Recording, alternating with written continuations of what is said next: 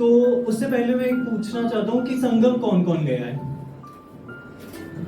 वहां पे दो नदियां आती हुई दिखती हैं, एक यमुना आ रही है, एक गंगा आ रही है। बोला जाता है कि तीन नदियां मिलती हैं, सरस्वती, वो गुप्त मार्ग से आती हैं।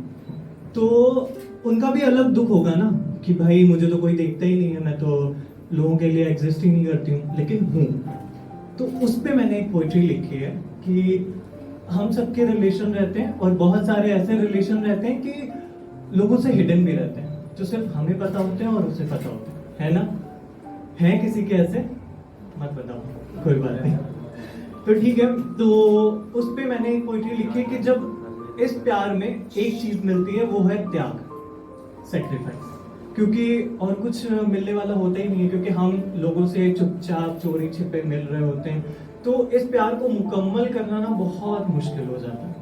तो जब तीसरा कोई आता है ना बीच में, क्योंकि घर वालों को पता नहीं होता, फिर वो लेके चले आते हैं कि भाई अब शादी तो तुम्हें इससे ही करनी है।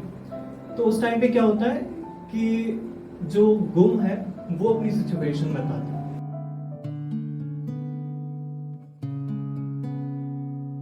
तो पोइट्रीज के काम क्यों नहीं करते?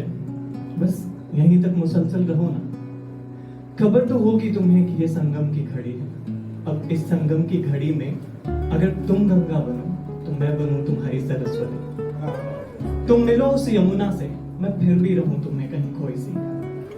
तेरे साथ ना हूं पर तेरे साथ रहूं, तेरे अस्तित्व में हूं पर तुझ में कहीं गुम सी रहूं। अगर तुम मध्यम बनो तो मैं तुम्हारी गति बनूं। तुम सजीव रहो, मैं फिर भी तुम्हें कहीं गुप्त सी रहूं। तुम सबके पाप धो और मैं तुम्हारा पुण्य बनूं। पर सुनो ना, ये संगम की घड़ी है और तुम सिर्फ यमुना से मिलो। क्या बात है।